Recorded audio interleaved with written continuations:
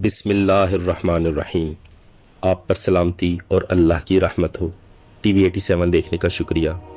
دوستو، انسان کا سفر عالم ارواح سے شروع ہوتا ہے اور اسے عالم آخرت میں ختم ہونا ہے۔ عالم آخرت وہ جہان ہے جہاں انسان ہمیشہ ہمیشہ کے لیے یا تو جنت یا پھر جہنم کا مکین بن جائے گا۔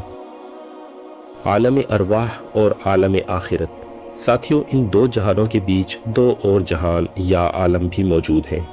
ایک عالم دنیا جسے خود آپ سے بہتر کون جان سکتا ہے کیونکہ آپ اس وقت اس میں جی رہے ہیں، اور دوسرا عالم برزخ جس کے بارے میں آپ جاننا چاہتے ہیں۔ آپ جاننا چاہتے ہیں کہ آپ کے عزیز و اقارب، آپ کے پیارے جو اس جہان فانی کو چھوڑ کر چلے گئے، وہ اس وقت کہاں ہیں، کس حال میں ہیں؟ کیا وہ ہمارے گھر کے حالات سے واقف ہیں؟ کیا ان کی روحیں ہمیں دیکھ سکتی ہیں؟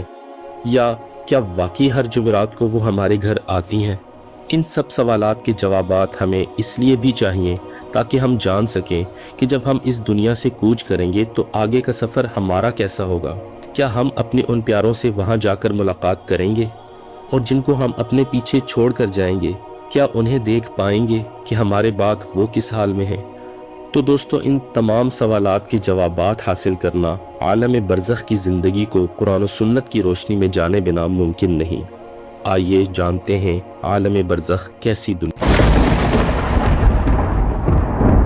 دوستو، عالم کہتے ہیں جہان کو، اور برزخ کے لغوی معنی پردے یا آڑ سے ہیں۔ گویا وہ زندگی ایک پردے کے پیچھے ہے جسے ہم دیکھ نہیں سکتے۔ ہمارے محبوب نبی محمد مصطفیٰ صلی اللہ علیہ وسلم نے اس پردے کے پیچھے کی کہانی ہم سے جو بیان فرمائی، اس کا مفہوم آپ کے سامنے رکھتے ہیں۔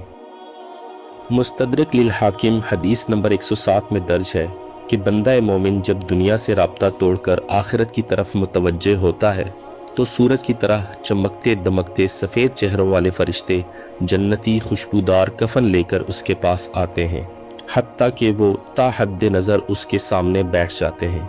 پھر ملک الموت یعنی حضرت عزرائیل علیہ السلام تشریف لاتے ہیں، حتیٰ کہ وہ اس کے سر کے پاس بیٹھ جاتے ہیں اور کہتے ہیں، اے پاکیزہ روح، اللہ کی مغفرت اور اس کی رضامندی کی طرف چل۔ وہ روح ایسے نکلتی ہے جیسے مشکیزے سے پانی کا قطرہ، اور جب ملک الموت اس کی روح نکال لیتے ہیں تو باقی فرشتے اس روح کو آنکھ جھپکنے کے برابر بھی ملک الموت کے پاس نہیں رہنے دیتے، بلکہ اسے فوراً اس کے کفن اور خوشبو میں لپیٹ دیتے ہیں جو جنت سے لائے ہوتے ہیں۔ پھر اس کی روح کو لے کر بلند ہوتے ہیں، اور فرشتوں کی جس جماعت کے پاس سے وہ گزرتے ہیں تو وہ ان سے پوچھتے ہیں کہ یہ کیسی خوشبو ہے، تو وہ اس کے دنیا کے ناموں میں سے بہترین نام لے کر بتاتے ہیں کہ یہ فلاں بن فلاں کی روح ہے، حتیٰ کہ وہ اسے آسمان دنیا تک لے پہنچتے ہیں اور اس کے لیے دروازے کھولنے کی اجازت طلب کرتے ہیں، تو وہ دروازے اس روح کے لیے کھول دیے جاتے ہیں۔ پھر ہر آسمان کے فرشتے اگلے آسمان تک اس کے ساتھ جاتے ہیں، حتیٰ کہ اسے 7ویں آسمان تک پہنچا دیا جاتا ہے، تو اللہ رب العزت فرماتا ہے کہ میرے بندے کا نام علیین میں لکھ دو اور اسے واپس دنیا کی طرف لے جاؤ، کیونکہ میں نے انہیں اسی دنیا سے پیدا کیا اور اسی میں ان کو لوٹاؤں گا اور پھر دوبارہ اسی سے نکالوں گا۔ پھر اس کی روح اس کے جسم کی طرف لوٹا دی جاتی ہے۔ پھر 2 فرشتے اس کی قبر میں اس کے پاس آتے ہیں اور اسے بٹھا کر پوچھتے ہیں کہ تیرا رب کون ہے؟ وہ کہتا ہے میرا رب اللہ ہے۔ پھر اسے پوچھتے ہیں تیرا دین کیا ہے؟ وہ کہتا ہے میرا دین اسلام ہے۔ پھر پوچھتے ہیں وہ شخص جو تم میں مبعوث کیے گئے وہ کون ہے؟ تو وہ کہتا ہے وہ اللہ کے رسول محمد صلی اللہ علیہ وسلم ہے۔ پھر وہ فرشتے پوچھتے ہیں کہ تمہیں ان سوالوں کے جواب کیسے پتہ چلے؟ تو وہ جواب دیتا ہے کہ میں نے اللہ کی کتاب پڑھی تھی اور میں اس پر ایمان لایا تھا اور میں نے اس کے حق ہونے کی تصدیق کی تھی۔ پھر آسمان سے آواز آتی ہے میرے بندے نے سچ کہا، اس کے لیے جنتی بچھونا بچھا دو، اسے جنتی لباس پہنا دو اور اس کے لیے جنت کی طرف کھڑکی کھول دو۔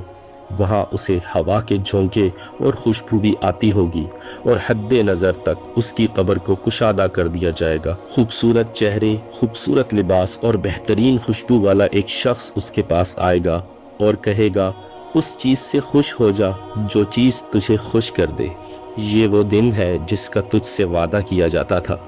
وہ اسے پوچھے گا کہ اے شخص تو کون ہے؟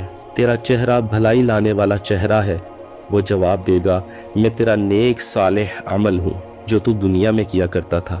تو یہ شخص پکار اٹھے گا اے اللہ، اے میرے رب، جلدی کر، فوراً قیامت قائم کر دے، حتیٰ کہ میں اپنے اہل و عیال کی طرف چلا جاؤں۔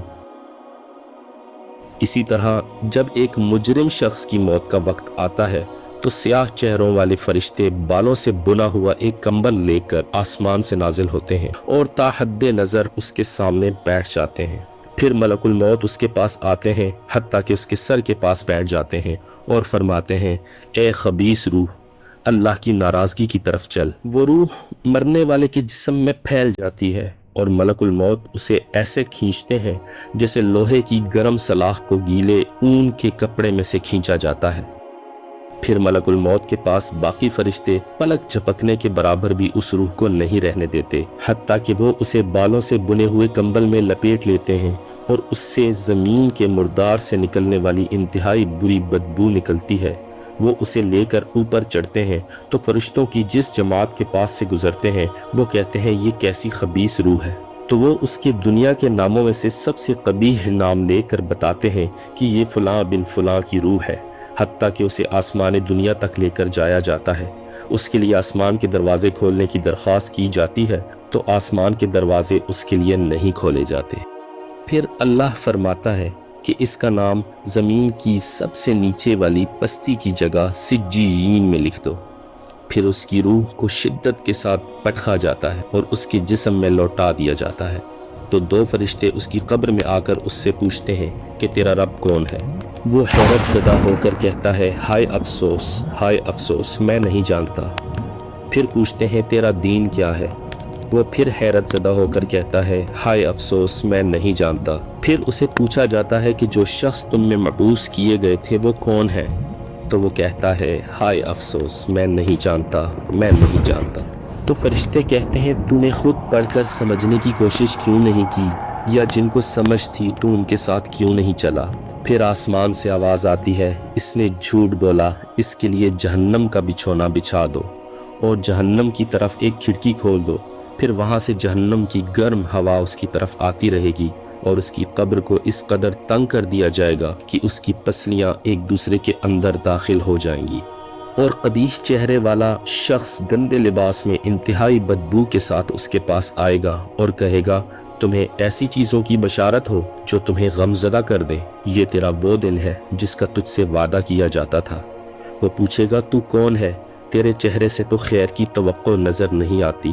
تو وہ جواب دے گا میں تیرا وہ خبیث عمل ہوں جو تو دنیا میں کیا کرتا تھا۔ تو وہ مردہ چیخنے لگے گا کہ اے میرے رب، قیامت قائم نہ کرنا، قیامت قائم نہ کرنا۔ سنن نسائی کی 1834 نمبر حدیث میں یہ بھی درج ہے کہ نیک آدمی کی روح کو مومنین کی روحوں تک پہنچا دیا جاتا ہے جو اس سے پہلے فوت ہو چکے ہوتے ہیں، تو انہیں اس کے آنے پر اس سے بھی زیادہ خوشی ہوتی ہے، جیسا کہ تم میں سے کسی کو اپنے بچھڑے ہوئے شخص سے ملنے کی خوشی ہوتی ہے۔ پھر وہ نئی آنے والی روح سے پوچھتے ہیں فلاں کا کیا حال ہے، فلاں کا کیا حال ہے؟